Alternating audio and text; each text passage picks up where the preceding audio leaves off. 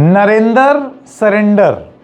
राहुल गांधी के इस बयान ने ऐसे लगता है कि भारतीय जनता पार्टी को या तो झकझोर दिया है या एक अजीब सी राजनीतिक झल्लाहट के मोड में बीजेपी को ले आए। और वो इसलिए क्योंकि इस बयान देने के एक दिन बाद भारतीय जनता पार्टी की तरफ से एक जबरदस्त काउंटर अटैक लॉन्च किया गया और इसके बाद हमने कांग्रेस की भी एक प्रेस कॉन्फ्रेंस देखी। इसका मतलब बीजेपी को यह जरूरत महसूस हुई कि राहुल गांधी के इस बयान पर एक जवाब दिया जाए और जवाब इसी चीज पर दिया जा रहा था कि सरेंडर किया किसने है। क्या नरेंद्र मोदी ने ऑपरेशन सिंदूर में सीज फायर करके डोनाल्ड ट्रंप के सामने सरेंडर कर दिया? यह मैसेज था राहुल गांधी का। अब इस पर बीजेपी ने क्या जवाब दिए, कांग्रेस उस पर काउंटर जवाब क्या दे रहा है, दोनों तथ्य क्या क्या प्रस्तुत कर रहे हैं अपनी बात रखने के लिए, और इन सब चीजों को अगर आप देखें तो यहां पर वो जो इंटरनेशनल ऑल पार्टी डेलीगेशन गया था उस डेलीगेशन ने क्या हासिल किया और यहां पर लोकली राजनीति में क्या बातें हो रही हैं, इन दोनों के फर्क को भी आज समझना जरूरी है। एक बात और जरूरी है और वो ये कि ऑपरेशन सिंदूर पर राजनीति कर कौन रहा है, क्योंकि दोनों ही एक दूसरे के ऊपर आरोप लगा रहे हैं कि ऑपरेशन सिंदूर पर आप राजनीति कर रहे हैं। कांग्रेस का यह कहना कि गरम सिंदूर नसों में खौलाने वाली बात भी राजनीति है और वहां बीजेपी का यह कहना है कि नरेंद्र सरेंडर बोलना भी एक राजनीति है। यह पूरा मामला क्या है, आइए इसको समझते हैं। नमस्कार, मेरा नाम है संकेत उपाध्याय और आप देख रहे हैं इशारों में। सबसे पहले आपको कुछ बयान सुनाते हैं और शुरू करेंगे राहुल गांधी के कल के बयान से जो उन्होंने दिया। सुनिए ये बयान। जैसे उधर से ट्रंप ने एक इशारा किया, फोन उठाया, कहा मोदी जी क्या कर रहे हो?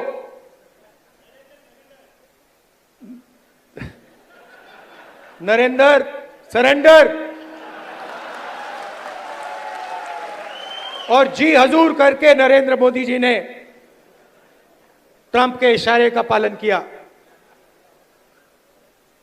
आपको एक समय याद होगा जब फोन कॉल नहीं आया था, 7th फ्लीट आई थी, 71 की लड़ाई में 7th फ्लीट आई थी, हथियार आए थे, एयरक्राफ्ट कैरियर आया था। इंदिरा गांधी जी ने कहा मुझे कुछ जो करना है मैं करूंगी।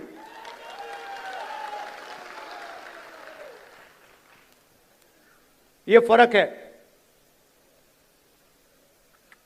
इनका कैरेक्टर है। ये सारे के सारे ऐसे हैं। आजादी के समय से सरेंडर वाली चिट्ठी लिखने की आदत है, एक सेकंड में थोड़ा सा दबाव पड़े भैया ये लो। तो जैसे कि आपने सुना, राहुल गांधी ने एक बयान दिया जिसमें वो एक डोनाल्ड ट्रंप से जो बातचीत हुई, जो डोनाल्ड ट्रंप दावा कर रहे हैं कि उन्होंने बातचीत की, उन्होंने ये दावा किया कि उन्होंने बात प्रधानमंत्री नरेंद्र मोदी से भी की, उन्होंने बातचीत वहाँ के जो प्राइम मिनिस्टर हैं पाकिस्तान के शहबाज शरीफ उनसे भी की और दोनों ही नेताओं को गुड लीडर्स बताया और ये बताया कि हमारी मध्यस्थता की वजह से, जिसमें मार्को रूबियो, जेडी वैंस, मैं, हम लोग सब, क्योंकि हमने मध्यस्थता की, हमारी मध्यस्थता कामयाब हुई और हमने टैरिफ के बारे में बात की। ये एक बार नहीं, दो बार नहीं, अनगिनत बार डोनाल्ड ट्रंप बोल चुके हैं। अब इस चीज को कि ये मध्यस्थता हुई या नहीं, भारत की सरकार नहीं मानती और हमने उसी समय से ये बयान देख लिया था कि आधिकारिक रूप से ये बयान दे दिए गए कि ये सच नहीं है। डीजीएमओ पाकिस्तान से फोन आया, डीजीएमओ हिंदुस्तान को, और ये कहा गया कि आइए अब युद्ध विराम करें, और ऐसे ही युद्ध विराम हुआ, मध्यस्थता नहीं हुई। हाँ, ये चीज जरूर बोली गई कि अमेरिका लगातार बात जरूर कर रहा था, बात से हम लोगों ने डिनाई नहीं किया है, भारत ने, मैं सरकार की बात कर रहा हूं, लेकिन मध्यस्थता से हम लोगों ने डिनाई किया। राहुल गांधी ने, क्योंकि बार बार डोनाल्ड ट्रंप मध्यस्थता की बात कर रहे हैं, वो वाली बात उठा करके अपना बयान दिया जिसमें उनका यह कहना था कि ऐसे लगता है कि कोई मजबूरी रही जिसमें डोनाल्ड ट्रंप के कहने पर यह सीज फायर किया गया। आप याद कीजिए, जब सीज फायर की घोषणा हुई थी तो दोनों ही तरफ से, यानी कि वो लोग जो बीजेपी को सपोर्ट करते थे और वो लोग जो कांग्रेस के सपोर्टर्स हैं, दोनों ही सीज फायर के खिलाफ चले गए। हमने देखा कि एक तरफ बात यह होने लगी कि इंदिरा गांधी होती तो नहीं करती हैं ये सब, ये कांग्रेस के इकोसिस्टम ने कहा, और वहीं बीजेपी के इकोसिस्टम ने तो सीधा जो फॉरेन सेक्रेटरी हैं विक्रम मिस्री, उन पर ही हमला बोल दिया, यहां तक कि उनकी बेटी को भी नहीं छोड़ा, यूएनएचसीआर का कोई डेटा निकाल लाए। इतना ज्यादा ट्रोल किया फॉरेन सेक्रेटरी को, जिन्होंने घोषणा की थी युद्ध विराम की, कि उनको अपना ट्विटर अकाउंट ब्लॉक करना पड़ा। ब्लॉक से मेरा मतलब बंद करना पड़ा। तो जब फॉरेन सेक्रेटरी पर इधर का इकोसिस्टम, यानी कि आपका दक्षिणपंथी इकोसिस्टम जो नरेंद्र मोदी के समर्थक हैं, वो सीज फायर के विरुद्ध थे, तो आप उस समय में वो माहौल सोचिए। सभी लोग ये मान रहे थे कि डोनाल्ड ट्रंप की मध्यस्थता की वजह से ये हुआ है और हम लोगों ने इस सीज फायर को नहीं करना चाहिए था। अब ऑल पार्टी डेलीगेशन चली गई, सब लोग जगह जगह जा करके एक यूनाइटेड फ्रंट दिखा रहे हैं विदेश में, जो दिखाना भी चाहिए। ये सारी डेलीगेशंस में कांग्रेस के भी लोग हैं, समाजवादी पार्टी के भी लोग हैं, डीएमके, टीएमसी, आप किसी भी पार्टी की बात करें यहां पर वो लोग हैं। कांग्रेस से सलमान खुर्शीद और शशि थरूर दोनों अगुवाई कर रहे हैं, और वो अगुवाई करते करते तमाम बार ये भी बोल रहे हैं कि देश हित में लोगों को बात करनी चाहिए। बिल्कुल, जब आप विदेश में जाते हैं तो देश हित सर्वोपरि होना चाहिए, लेकिन इसके साथ साथ राहुल गांधी द्वारा उठाए गए ये सवाल अब कांग्रेस में भी और भारत की राजनीति में भी तूल पकड़ रहे हैं, और वो है नंबर 1, सीज फायर की शर्तें क्या थी, नंबर 2, पहलगाम में एक्चुअली हुआ क्या था, नंबर 3, ऑपरेशन सिंदूर जब हमने किया तो उसमें हमारे कितने जहाज, पाकिस्तान दावा जो कर रहा है वो सही नहीं है, हम मानने को तैयार नहीं है, लेकिन हमारा दावा क्या है, इसको लेकर के जब चीफ ऑफ डिफेंस स्टाफ ने सिंगापुर में इंटरव्यू दे दिया तो ये बात हुई कि यहां क्यों नहीं दिया, यहां की संसद को सूचित क्यों नहीं किया, यहां पर क्यों नहीं बताया कि क्या हुआ है, क्या देश की संसद को जानने का हक नहीं है, ये सारी बात होने लगी। और इसी सब के बीच में ऑल पार्टी डेलीगेशन तो गई, लेकिन देश में देश को संबोधित करना क्या सरकार की जरूरत नहीं होनी चाहिए थी। इसके अलावा ऑपरेशन सिंदूर का राजनीतिक इस्तेमाल कौन कर रहा है, मैं चाहूंगा आप प्रधानमंत्री का ये बयान सुने। ये उन्होंने बयान दिया, पहले तो उन्होंने बिहार में जा करके जब पहलगाम हुआ था तो ये बोला था कि सख्त जवाब देंगे, लेकिन उसके एकदम बाद जब ऑपरेशन सिंदूर सफल हुआ, प्रधानमंत्री एक रैली में उसके बारे में बात करने लगे, जिसमें उन्होंने ये बात बोली कि मेरी रगों में गरम सिंदूर दौड़ रहा है। सुनिए बयान। पाकिस्तान एक बात भूल गया, अब मां भारती का सेवक मोदी यहां सीना तान कर खड़ा है।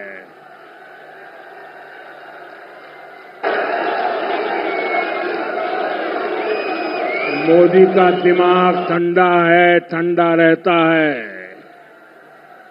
लेकिन मोदी का लहू गर्म होता है।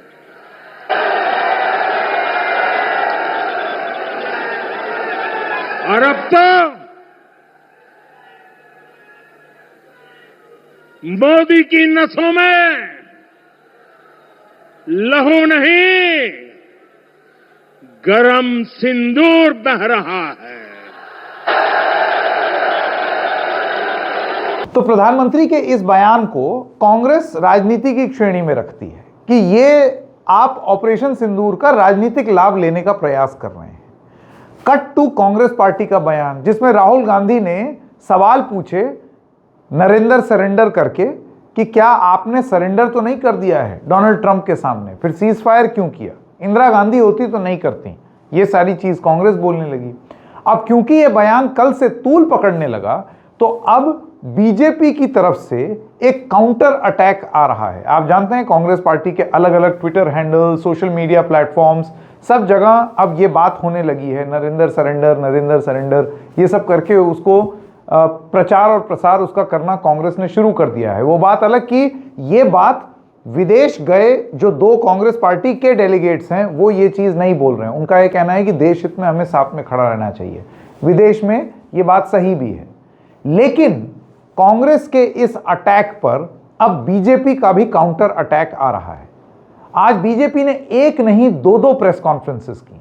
मैं चाहूंगा कि आप उनमें से एक प्रेस कॉन्फ्रेंस जो सुधांशु त्रिवेदी ने की, बीजेपी के एमपी हैं, उन्होंने किस तरीके से सरेंडर शब्द को लेकर के अपना एक वक्तव्य दिया है और कांग्रेस पर निशाना साधा है, यह मैं चाहूंगा कि आप सुने। राहुल गांधी जी का यह कहना सेना का सरासर अपमान है। मैं कांग्रेस पार्टी से पूछना चाहता हूं, ऑपरेशन सिंदूर की सफलता की घोषणा सेना ने की है, भारत सरकार ने नहीं की है, भारतीय जनता पार्टी के किसी प्रवक्ता ने नहीं की है। जैसे आपके प्रवक्ता अब अचानक सोकर जागने लगे, अपने जमाने क्या क्या बातें बोले, तो मैं पूछना चाहता हूं, आपने सरेंडर शब्द यूज करके सेना का अपमान किया है या नहीं? क्योंकि सीधे सीधे जब आपने सेना के बयान को सरेंडर से तुलना किया है, इसका मतलब भारत और भारत की सेना का सर झुकाने का वो काम और इसके लिए वो शब्द जो पाकिस्तान की सेना, पाकिस्तान के आतंकवादी संगठन और यूएन सिक्योरिटी काउंसिल के द्वारा डिजिग्नेटेड आतंकवादी जैसे मौलाना मसूद अजहर और हाफिज सईद भी नहीं बन कर पाए हैं, तो आप क्यों उनके मुहाफिज बनने की कोशिश कर रहे हैं? और मैं दूसरा बताना चाहता हूं राहुल गांधी जी से कि अगर आपको यह समझना है सरेंडर, तो याद करिए राहुल गांधी जी केवल 2 साल पहले आप विदेश में गए थे और आपने कहा था, why the defenders of democracy America and Europe are silent and not interfering in India. यह था सरेंडर। 15 जुलाई 2011 को आपने कहा, it's impossible to totally control terrorism. यह था आतंक के आगे सरेंडर। 26/11 के हमले के बाद आपकी सरकार ने शर्म शेख में कहा कि कंपोजिट डायलॉग प्रभावित नहीं होगा आतंकी घटनाओं के साथ। यह था आतंक की मानसिकता के साथ सरेंडर। तो ये थे सुधांशु त्रिवेदी जो ये बता रहे थे कि सरेंडर जैसी बात बोल करके आप सीधे डिफेंस फोर्सेस को बदनाम करने का प्रयास कर रहे हैं, क्योंकि युद्ध विराम की घोषणा सरकार ने नहीं, फोर्सेस ने की थी। सच बात तो यह है कि इसकी बातचीत भले ही डीजीएमओ लेवल पर हो, लेकिन इस दुनिया को, हम लोगों को, सबको बताया फॉरेन सेक्रेटरी विक्रम मिस्री ने, जो आर्मी, नेवी और एयरफोर्स के नहीं हैं। तो सीज फायर के बारे में हमने पहली बार जानकारी जब सुनी तो वो एक गवर्नमेंट फंक्शनरी से सुनी थी, आर्मी, नेवी, एयरफोर्स से नहीं। वो बात अलग है कि वो उसमें बात यही बोल रहे थे कि डीजीएमओ की डीजीएमओ से बात हुई है और इस वजह से ये सीज फायर हुआ है। उन्होंने, भारतीय जनता पार्टी ने अब अपने अटैक में यह भी बताना चाहा है कि सरेंडर जैसे शब्द का प्रयोग ये क्या आर्मी, नेवी और एयरफोर्स के शौर्य को बेइज्जत करने जैसा नहीं है। फिर वो ये भी कहते हैं कि सरेंडर की बात करने वाले जरा अपना समय भी देखें, और उसके बाद उन्होंने लंबा चौड़ा हवाला दिया कि पिछले कितने प्रकरण थे और उसमें हमने क्या क्या किया। तो क्या हमने उसमें सरेंडर नहीं किया? सरकारों ने, जो उस समय की सरकार थी, जो उस समय मुख्य रूप से कांग्रेस पार्टी की सरकार थी। ये जो कालखंड जिसका जिक्र किया जा रहा है, यह आज़ादी से लेकर के अब तक का है, जो भारतीय जनता पार्टी उठा करके ले आई है। इस पर एक पलटवार कांग्रेस की तरफ से भी आया है। पवन खेड़ा ने भी एक प्रेस कॉन्फ्रेंस की, आइए आपको उसके अंश सुनाएं। अब विदेश नीति, सरेंडर नीति, देश के अंदर सारी नीतियां ट्रोल्स चलाते हैं और देश के बाहर की जो नीतियां सरकार में जो बनाई जा रही हैं, वो एक व्यक्ति जो सरेंडर करके बैठा है वो चलाता है। बांग्लादेश पड़ोस में है, भारत की सीमा से 12 किलोमीटर दूर बांग्लादेश में एक पुराना खंडहर एयरबेस, अब उसको चीन अपग्रेड कर रहा है, मॉडर्नाइज कर रहा है, उसका रिपेयर कर रहा है, भारत की सीमा से 12 किलोमीटर दूर। ये अभी इसी हफ्ते की डेवलपमेंट, ये अभी 2-3 दिन पहले की खबर। ये विदेश नीति आपकी है कि संकट की घड़ी में एक भी देश, मैं दोहराता हूं, एक भी देश आपकी सुर में सुर मिलाकर पाकिस्तान को आतंकी देश नहीं करार कर पाया। आप नहीं कर पाए। जब ऑपरेशन सिंदूर आपने लॉन्च किया, एक भी देश, मैं फिर दोहरा रहा हूं, एक भी देश आपके साथ नहीं खड़ा था। वहां तुर्की खड़ा था, चीन खड़ा था, अजरबैजान खड़ा था, लगातार प्रस्ताव आ रहे थे। ऑपरेशन सिंदूर के पश्चात कुवैत ने वीजा रेस्ट्रिक्शन हटा दी पाकिस्तान पर से। कुवैत में 21% आबादी भारतीयों की है। कुवैत का जो लेबर फोर्स है, श्रमिक जो हैं, 30% श्रमिक कुवैत के भारत के हैं। अब ऑपरेशन सिंदूर के बाद डोनाल्ड ट्रंप ने जब भारत और पाकिस्तान को हाइफनेट कर दिया, उसके बाद कुवैत और पाकिस्तान एमओयू साइन कर रहा है लेबर पे, श्रमिकों पे। ये हमारे यहां के श्रमिकों की हालत होने वाली है। ये है सरेंडर नीति। इसीलिए कहते हैं नाम नरेंद्र, काम सरेंडर। हमें बोलने में अच्छा नहीं लगता है, देश के प्रधानमंत्री हैं, लेकिन अगर देश का प्रधानमंत्री कायर निकले, बहादुर सेना, बहादुर देश, पूरा विपक्ष आपके पीछे खड़ा था, आप घुटनों पर आ गए, अमेरिका के दबाव से आ गए।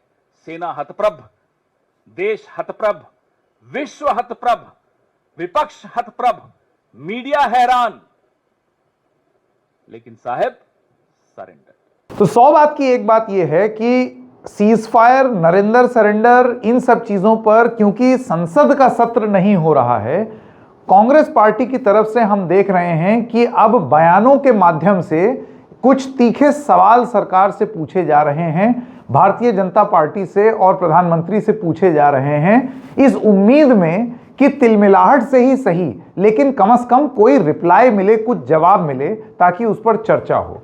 अब ये कॉन्सेप्ट सफल होगा या नहीं हम नहीं जानते, या फिर ये राजनीति के दायरे में आ जाएगा, क्योंकि अब बिल्कुल वही चीज हो रही है जैसे कि हमेशा होती है, एक दूसरे को नीचा दिखाना, याद करो तुम अपना समय, याद करो तुम अपना समय, ये वाली बातें हो रही हैं। लेकिन जो ओरिजिनल मकसद था, जिससे इंडिया गठबंधन के तमाम घटक दल ने एक लेटर भी लिखा है प्रधानमंत्री को, और उन्होंने ये बोला है कि इस देश की संसद को क्या जानने का हक नहीं है कि पहलगाम में क्या हुआ, कि ऑपरेशन सिंदूर में क्या हुआ, तमाम तरीके की बातें हो रही हैं, उसमें आप स्थिति स्पष्ट कर दीजिए, कितने हमारे लड़ाकू विमान गिरे उसके बारे में बता दीजिए, और सीज फायर किन शर्तों पर हुआ, क्योंकि यूएस कुछ दावा कर रहा है, तो संसद के पटल पर आप ये बात रख दीजिए।